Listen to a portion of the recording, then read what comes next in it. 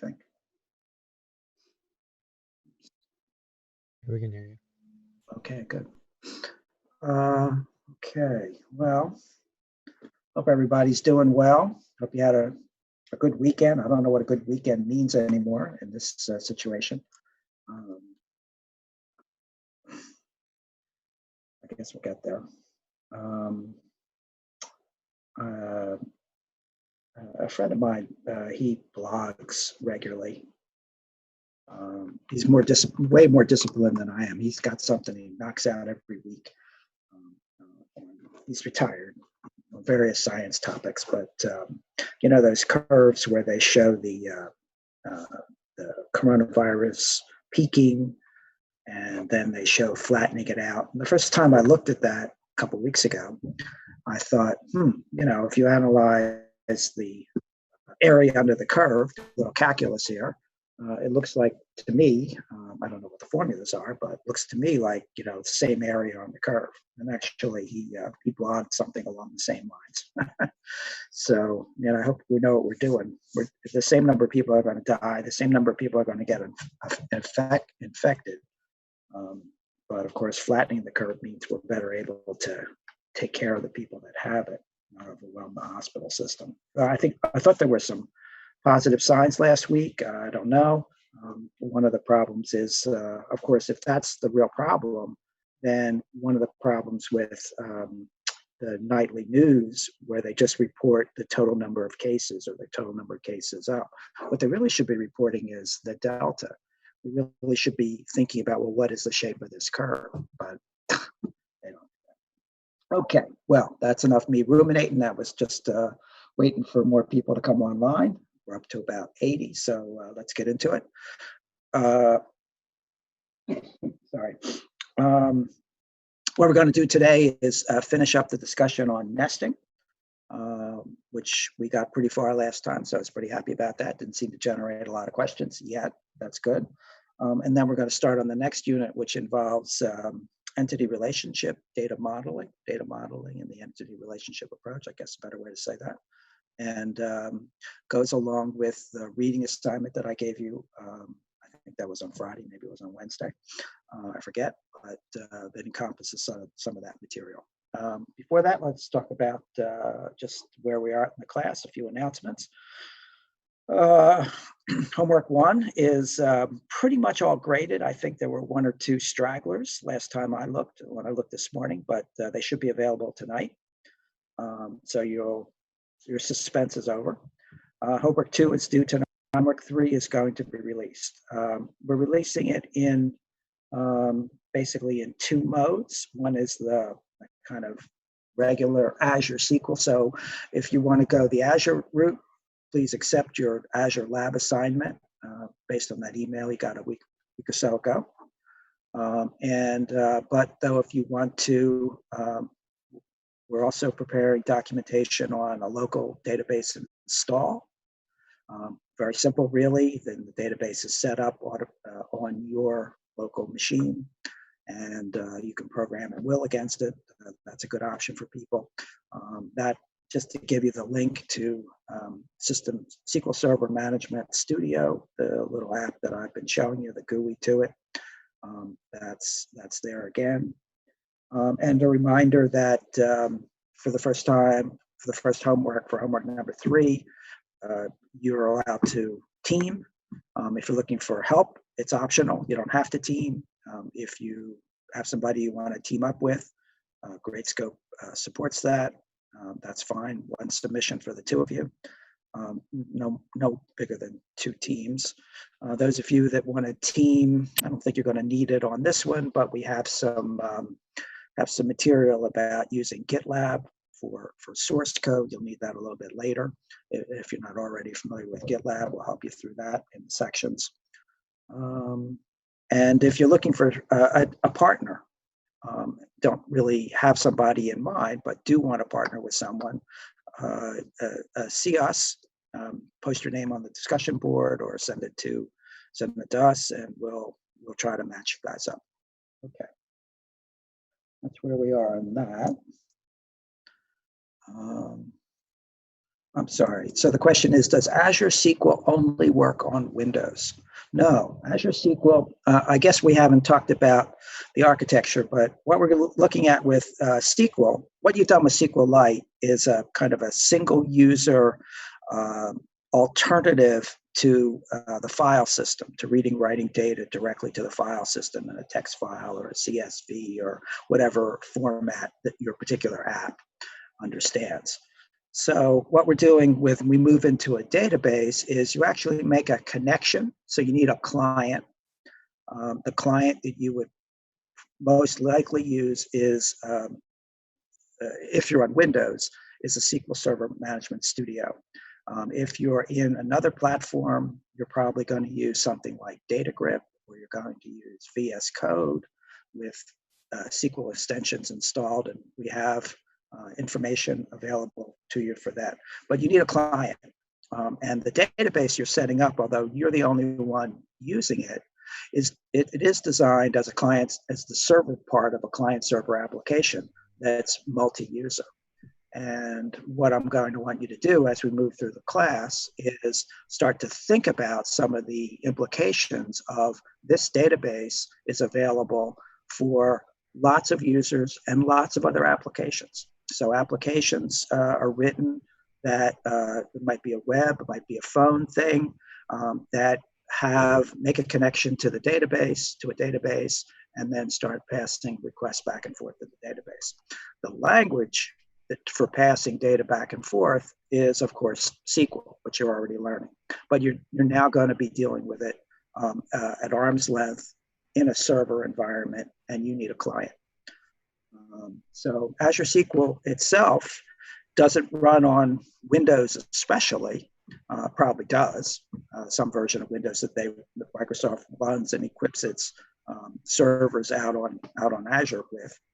But you're not going to see that. You're just going to see the database itself. They're provisioning just the database for you. Yeah. And anybody on a phone, anyone that has the credentials, the proper credentials, and a client can make a connection to that database and start passing SQL to it. We'll see a little bit more of that, but you're going to use it in a single use mode in the class, but that's really not what it's designed for. That's why if you're going to use it in a single use mode, it's reasonable to install it locally because you're the only customer for it. Okay, good. What else? All right, moving on. So over the past couple of weeks, I've noticed a lot of people are out on like LinkedIn and they're checking me out, and that's fine. I would be concerned about this nut of a professor that I have too, if I were in your shoes. If you are interested, though, I deliberately keep what I put out on LinkedIn very, very limited. I've only, over the course of my career, only used LinkedIn when I was recruiting somebody for a job, and it was kind of useful. And other than that, the information I have out there is pretty spare. But if you are interested, you might go visit my blog, and the blog is mostly about computer performance topics, and that's the subject area that I'm most known about, most familiar with. That's the area that I do teach other classes at the university in. 2 years ago, I taught it as a graduate seminar. This year, I taught a limited version of it to a senior seminar, which was kind of fun for all involved because it wasn't too much work for me and for them. So you might be thinking, well, I don't know much about computer performance, but I probably can say it's one of the early big data applications. So early on, as I was dealing with computer performance data, the data was stored in a performance database. My first professional job as working for a software vendor, not in-house as a developer, was working at a company that was their product. It was a performance database. It was written in the SAS language. I notice SAS is still used. It's probably used in the statistics department, and it's an acronym for statistical analysis system. Comes from a bunch of people in the math and stat departments at the University of North Carolina, I believe, who back in the early days of the 60s started writing statistical routines and got permission to set up from their college, set up their own software company. And SAS is one of the largest privately owned software companies in the world. Has been for many years. Anyway, I worked in SAS. And then later on, when I was working for myself, my own company, we did a version of performance database in SQL Server. And I designed that and developed a lot of that.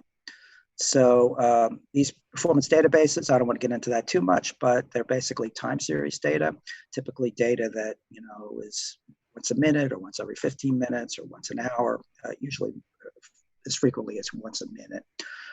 And you get a bunch of data. The computers are very heavily instrumented. In fact, the major problem we have is the volume of data that we have to deal with, even on a machine like this, where probably our tools are running and our database is up. You have to be somewhat selective. You can't just monitor everything all the time or get all of the data. You don't know what if you try to do that, you'll be overwhelmed. And some of the things that I, in the course of that career, I was doing exploratory data analysis, or I found that term at the time when we were dealing with statistical analysis. You went to a class in statistics that was mostly about, hypothesis testing, things like that, Fisher t-tests and that sort of thing.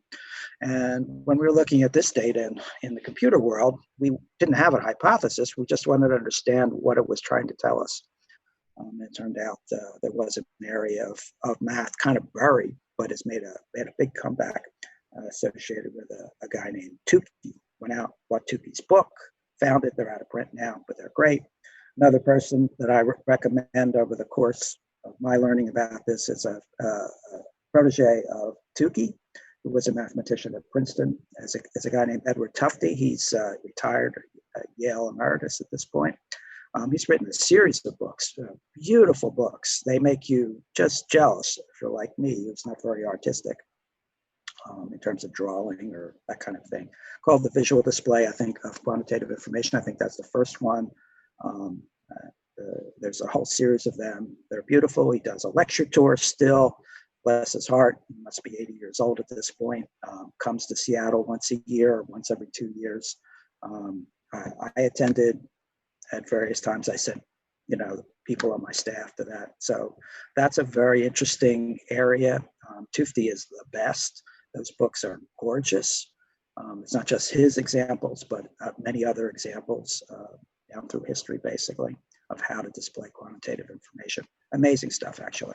And in doing things like that exploratory data analysis, lots of personal experience with linear and nonlinear regression models published in that area, K-means cluster analysis published in that area. And we're talking probably mostly the 1970s and 1980s. So this stuff has been around for a while. And as I said, it's one of the early big data applications. And that was my involvement up through doing this class, including doing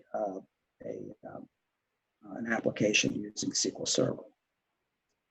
Okay, so let's pick up. That's just a little bit more to give you some of my career stuff. That's not out on LinkedIn particularly because I don't keep it, but if you Google me, find me. There's a lot of other Mark Friedmans out there apparently now. Not when I started. There weren't too many. Okay, let's go review where we were and just finish up this discussion on subqueries. What we were looking at on Friday was the idea of using a subquery to basically, in a more straightforward way, attack that witnessing problem. And we were looking at the mechanics of using subqueries in select from or where statements. You can use a subquery. That's the main thing. You can use a subquery anywhere. For instance, you can do it in a where clause with a test if you have a subquery that returns a scalar, that returns just a single value that you could test, for instance. Part of that discussion was avoiding this idea of a correlated subquery.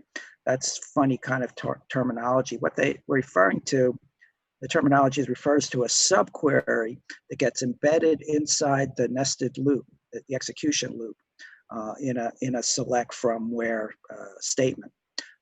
Even if there's no join, you have a select from that sets up a for each loop that loops through the target of that from.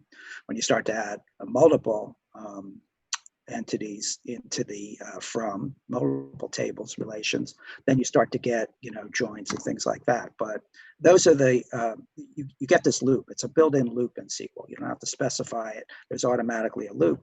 And if the subquery itself is executed inside the loop, that blows up the performance of your query.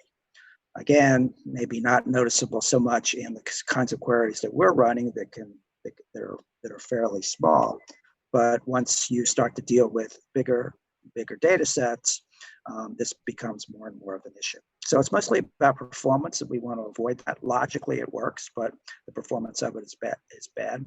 And the correlation has to do with what they mean by correlation is that inside that nested loop, that's when you're calling the subquery. So that's what motivates this unnesting discussion, which I'm not going to, I'm going to cut off a little bit. I'll show you some slides. I'll run through them very quickly, where we look at those queries where unnesting is not possible, and that gets a little esoteric for my personal taste. So we're going to skip over that pretty quickly. But basically, that discussion is about finding an equivalent query gives you the same results that avoids the nesting and therefore the performance issues.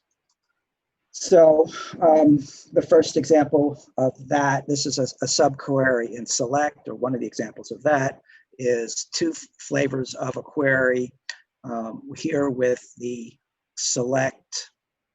query select count from rcar, a count of rcar, embedded in the select statement.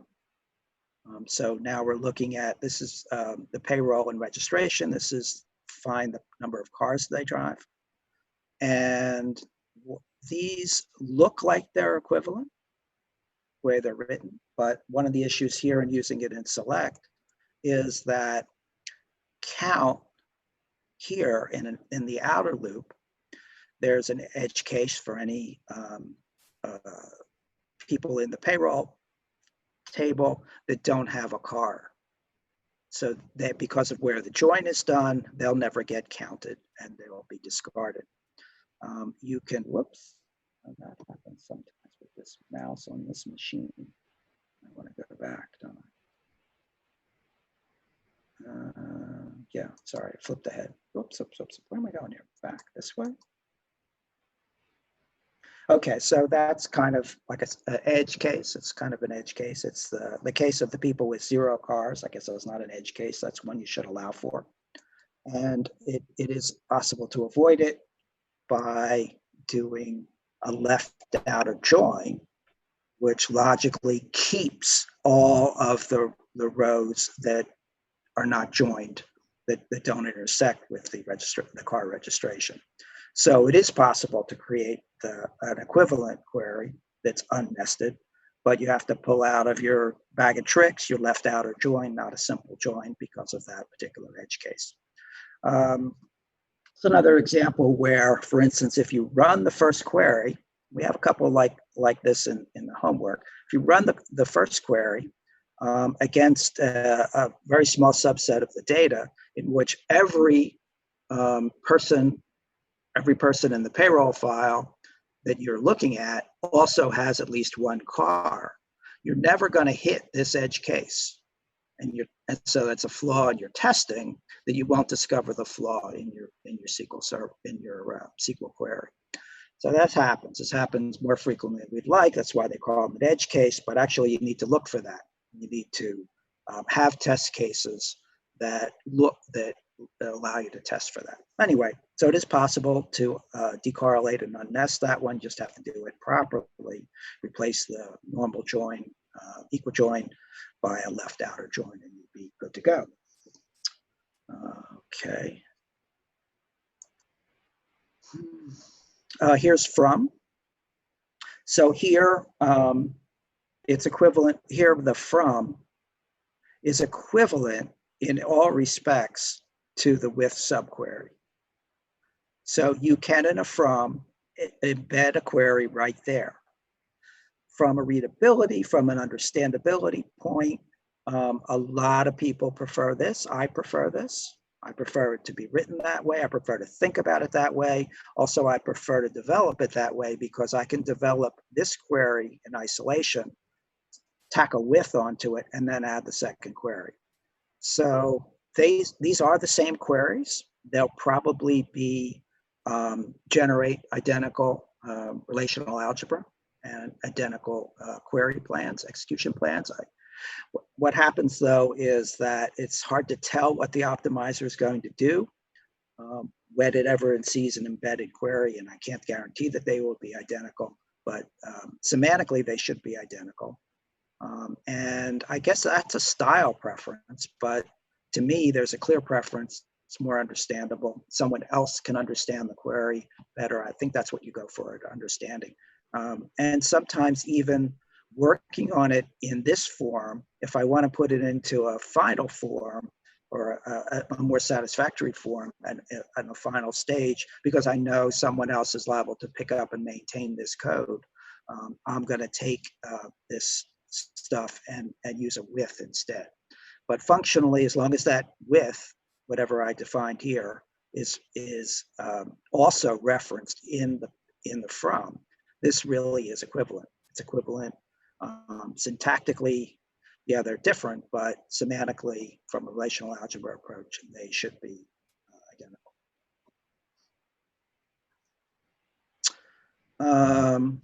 And the subquery in a from has an equivalent with subquery, as I said. And really what we care about is, okay, I think I've talked about that. So in general, the question is then, well, what queries like this can be unnested?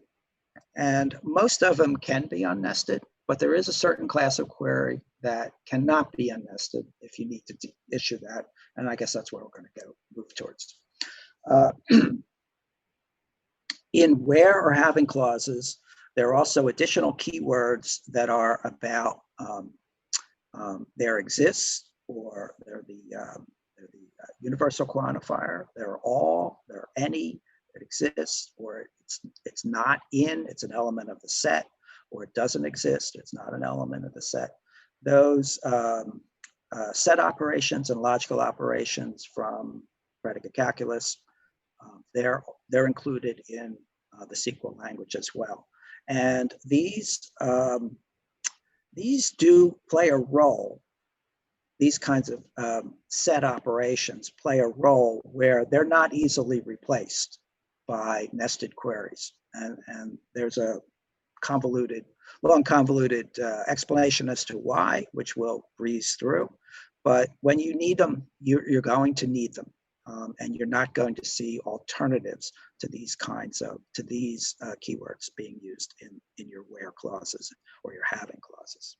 So keep that in mind. I think you've got some in your homework.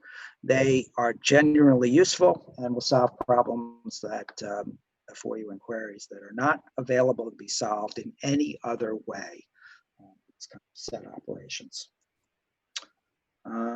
Yeah, they're set theory plus predicate calculus. Of course, every time I say the word set in this class, you're supposed to, in your mind, think bag, because they're not really relations that we use in relational databases. They're not just limited to sets, they're bags, etc. But I gave you that rigmarole once. I'm not going to keep repeating it. And here's an example. So from the same schema, find the name and salary of people who do not drive cars. So here, the where clause is that they don't exist in the registration database, where the user ID equals the user ID from the payroll. So there's no real alternative to that, that nested query. And it is a correlated subquery. And yes, it has performance implications, but there's no other way to do it in SQL without doing it. That won't be unnested. And the discussion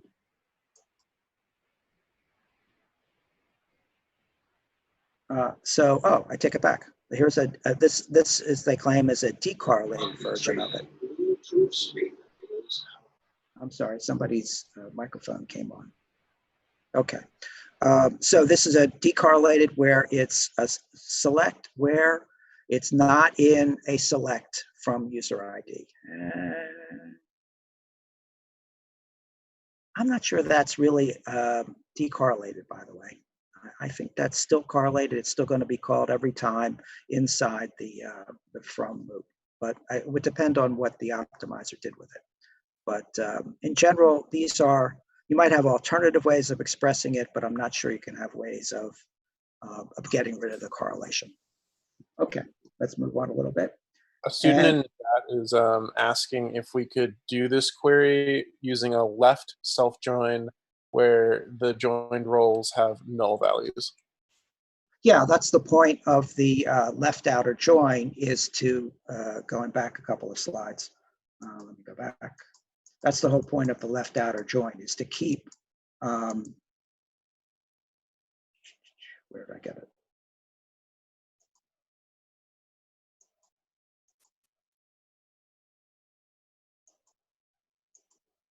Yeah, the whole point of it is to here, you're doing a correlated query and getting the count each time through for each name. Here you're doing a join, and it's the same effect. This way it'll keep the people with count of 0. In the join, if you remember, we gave you that example a couple days ago. I forget how many days ago, but talking about at the time of the join, there's nothing in that table to join to.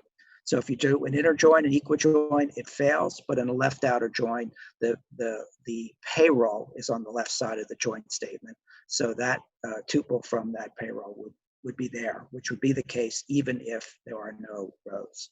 Yeah.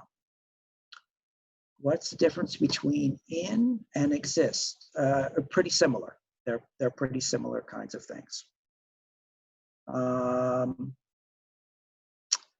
Yeah, the problem about posting is I'm sometimes working on them right away. They're up on the Google Drive, but I don't think we get them moved over. But Steve, if you'll work on that a little bit. Let me move on from this. You're going to have some questions on this in the homeworks and things like that. And yeah, I'm sorry, I do work on them up to the last minute, including the announcements. So I think there's something we could post maybe prior to the last minute, Steve. And then if I make some announcements on top of that, I don't know, but it's hard. I try to make the announcements as late as possible. Okay, quickly, I don't want to get hung up in this. Let's run through the discussion about whether we can unnest certain queries. And these are things like the universal qualifier, like there exist, or they all, those kinds of logical operations. And answering this question leads to an excursion into set, that is bag theory, which may or may not be useful. And it has to do with the idea of a monotonic query. I'm just going to go through this quickly. It's not in the book. It's not something I'm going to hold you for. It's something people here like to teach. I suspect it was somebody's research topic. But anyway, monotonic in set theory, it's the same term for something like, here we drew a monotonically increasing function. So as I was talking about, the rate of coronavirus infections. Right now, maybe the curve is flattening out a little bit, but if monotonically increasing, it never goes down. It's always going up. The death count is always going up. Nobody, well, on Easter maybe it happened, but nobody who's died is going to come back. So, so that's what a monotonically increasing function is. And you could have a similar analogy in a set.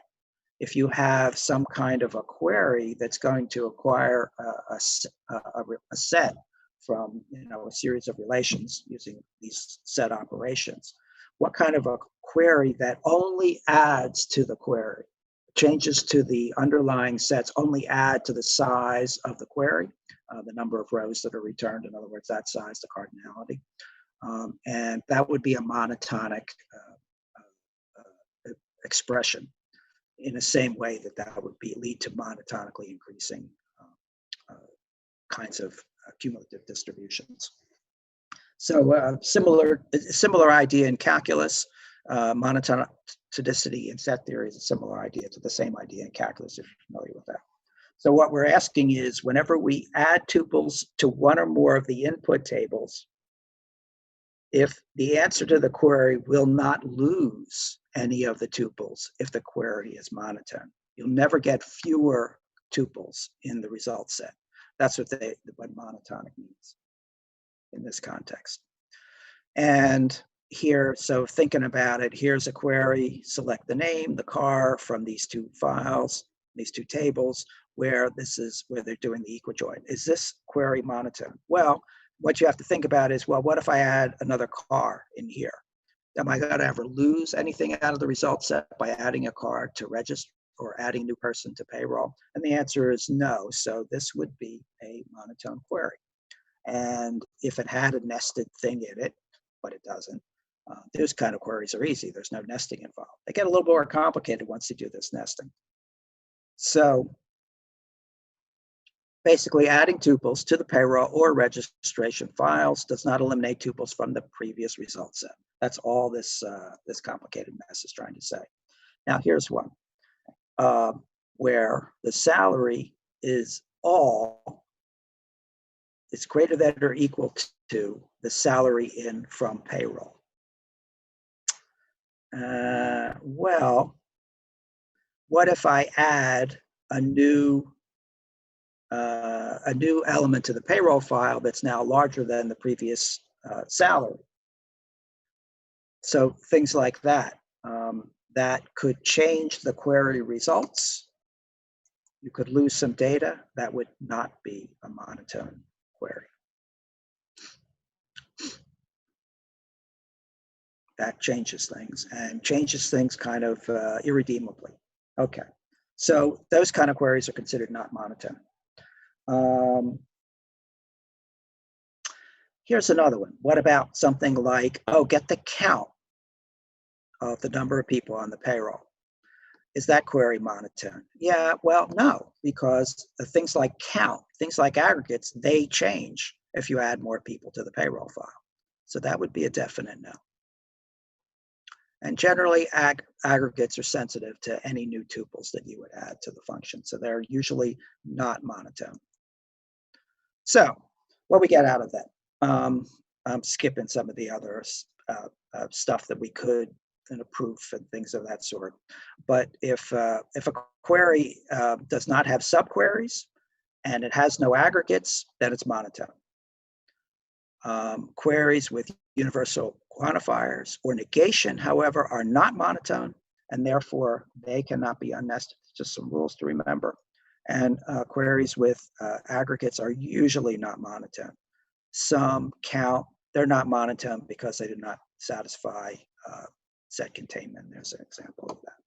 So those are the rules around monotone. So most things that don't involve them can be unnested. Things that aren't cannot be, and you're stuck with them. Okay, so just to finish up what we're doing here, we've learned about the expressive power of certain queries. You start to be able to use the logic of sets, bags, more or less directly inside SQL. And the one caution about, again, nested queries is they get complicated enough quickly so that when you hand the query is received and processed by the SQL optimizer, which is a subject of coming up in a couple of weeks. The optimizer is very conservative about generating plans, let's say, and the plans get quite complicated, and it can be difficult for the optimizer to generate an optimal execution plan when the query gets complex enough. So that's one of the reasons for trying to keep do away with some of this unnesting. The optimizer is not available to help you out. And that's it. That's we're done with basic lectures on SQL query language syntax. We've covered really everything you need to know now to write queries to retrieve the data stored in an RDBMS. So yeah, on to the next unit. If there are no questions, can I move on? We're ready to go. Let's do something new, something a little that's more fun. So let's end this show here. And let me bring up, not that, not that. What have I got going on here? Sorry. I should be ready with this guy. Whoops. Let's bring that up. Let's swap these screens around. All righty. So we're going to be starting to talk about logical database design. Here, let me go with, can't see the rest of my screens. Oh, maybe I don't want this. Hang on a second. I have to make some changes. Let's get rid of this here. There we go. Sorry, I'm doing some housekeeping. Get my other screen ready to go. Got it. Okay. All right. So now we're moving into what I guess I call the area of logical database design, beginning with conceptual models. And we're going to take that topic up starting today. And we'll probably be doing that most of the rest of this week. Oops, oops, oops. Come on now. Mouse is funny. Okay. So where have we learned? So we talked about the SQL being parsed. You pass it to the database. You have a connection that you pass it across, some kind of networking protocol typically. We'll get into that a little bit more.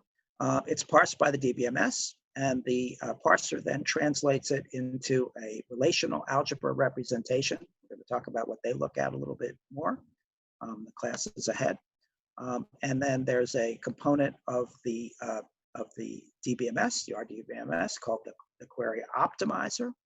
It then evaluates the RA to create an executable plan. I've emphasized a number of times. I'm just going to say it at least 5 more times in the class. Relational algebra is an algebra, and a complex SQL statement can be translated into multiple RA expressions that are functionally equivalent. Another point to be made as we start to look at, toward the end of the class, we'll look at beyond SQL databases, beyond relational. Is it SQL and relational algebra, or specifically work with the relational data model itself? So people really enjoy SQL. I don't think they necessarily enjoyed relational algebra unless you take a class like this and you're doing research in it, I think. People often, SQL's become the lingua franca of the database. Well, people want to use it even when the data is not relational. See how that affects some of these other database models. We've seen that SQL talks about this principle of data independence, talks about data is organized and how it's accessed, and provides no real prescription for how your data should be organized. And we're going to start getting into that. Now it's a question of, well, how should the database be designed in a way that allows the best, allows me to use SQL to access it in the most reasonable fashion. And that's where we're going with this. And so conceptual data models are something that we'll draw. We'll create a diagram that represents our conceptualization of what the data model is. And so we're going to need some terms about how to talk about data, how to construct this model. Once we have the data model, though, then we're going to look at how we can then turn that into a SQL database, a relational database. And that's a couple of additional steps beyond the conceptual model. Well, we want to start first with the idea of a conceptual model and talk about that. We will talk about how you turn that into SQL along the way. And another interesting point about that, I don't know if that's in this lecture or in the lecture that follows, I forget, but we're going to be talking about integrity constraints along the way as we go through that. So those are the major bullet points for the next few lectures. At the time, I thought this was funny, but I'm not sure why I do at the moment. I guess it's funny. What I used to tell people is, you think you have a good idea for an app. There's a lot of smart people out there. There's at least 10 or 100 that already have the idea, or maybe 100 that already have the idea, and there's at least 10 that are already starting to work on it. So yeah, you got to get out of the mode of thinker, and you got to get into the doer mode. But I don't know why I thought that was funny at the time. One of the things about putting data into databases is that not everybody who's a computer scientist is going to be the ones interacting with it. So some very logical design principles that make it possible for others to interact with it. Once you get the hang of it, SQL seems relatively intuitive, but a lot has to do with the way you design the data behind the SQL queries so that, in fact, it's more intuitive. And we'll see some of the issues with maybe not exactly the best choice of design. You can design things a lot of ways. Okay, so the data model that we're talking about represents the data entities that need to be stored and what relationships hold between these entities. What I care about really is this idea of a data model. And here's this definition that's very abstract. And all of a sudden, one of the questions it is, well, what does he mean by entity? That seems like a very abstract term. So in fact, let's make it less abstract. Let's make it a little bit more concrete. So let's look at a concrete example, and I'm going to ask you to participate in this. Using the discussion chat here, tell me what entities you see in this picture.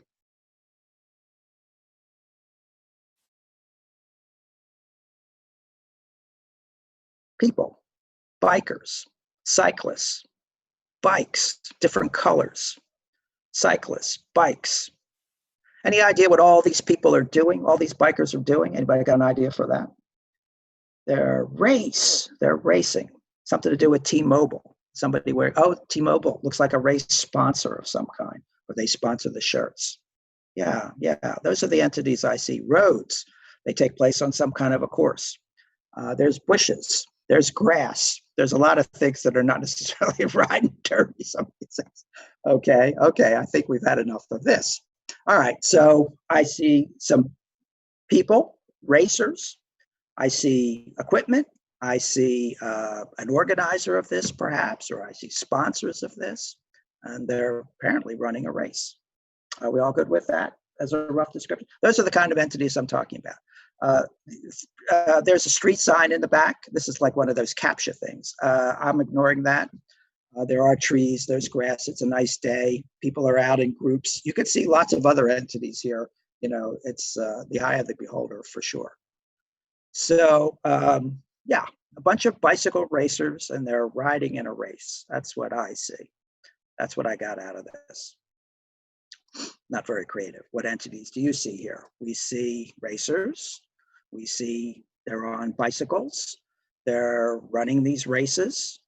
The race has things like distance, laps, start time, location, how fast you finished. And we've got the sponsors like T-Mobile and somebody else. I don't know if they're sponsored of the racers themselves or they're a sponsor of the race itself. There could be both kinds of sponsors. Okay, so those are the kinds of entities that we see here.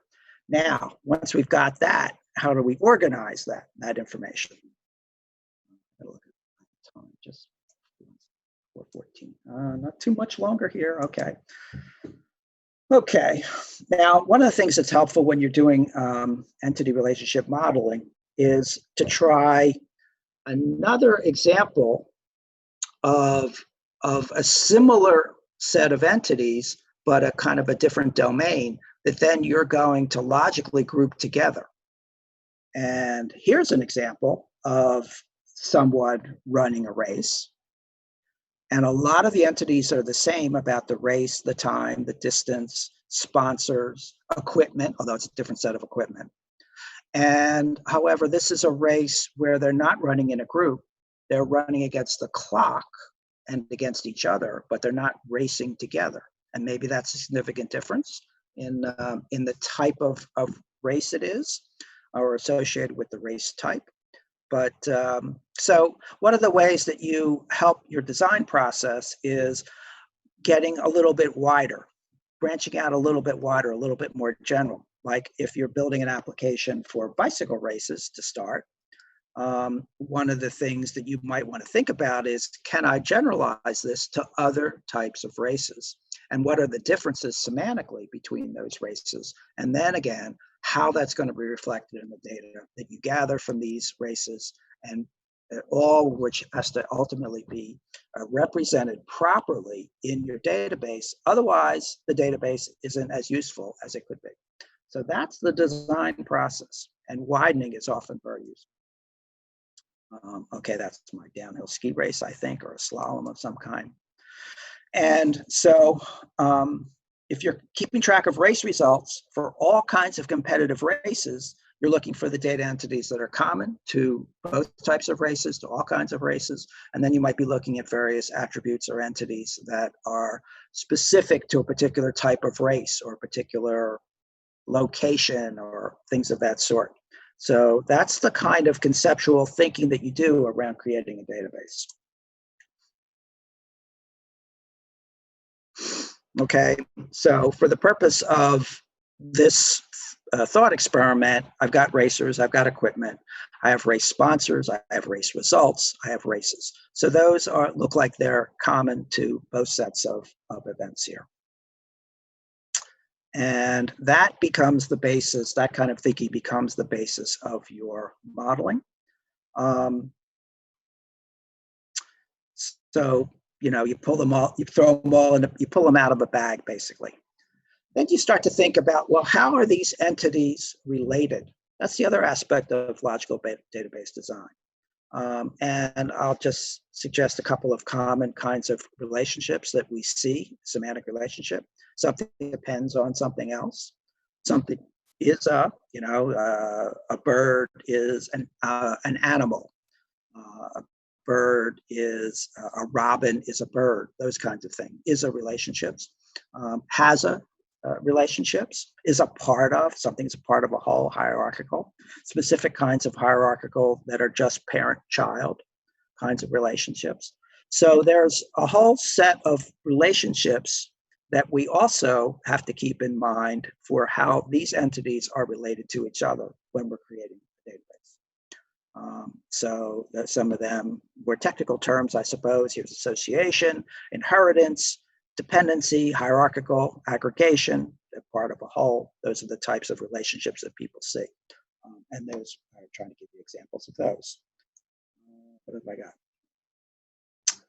How much more? Let me see. So, oops.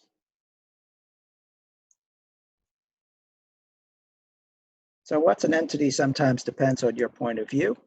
For instance, what we mean by an entity, if you're a software developer, it's going to be a class. You're thinking about how you design your classes in an object-oriented design.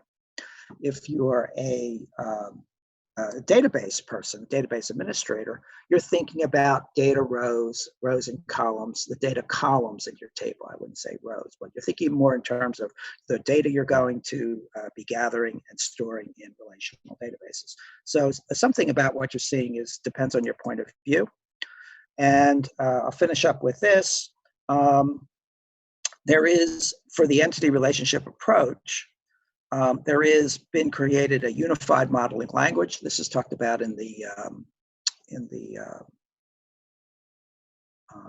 book, and where the unified part of it stands for the ability to do data modeling and object-oriented modeling using the same methodology, where an instance of a class is equivalent to a row in a table. So UML is what people use out in the industry, and we're going to have you do some exercises at home and read about UML and use it in one of your homeworks. And it's in the textbook. It's in section 4.7. It's not in my slides particularly, other than to give you a couple of rough examples of it. And we'll start there next time. All right. Any other questions so far? I'll see you on Wednesday.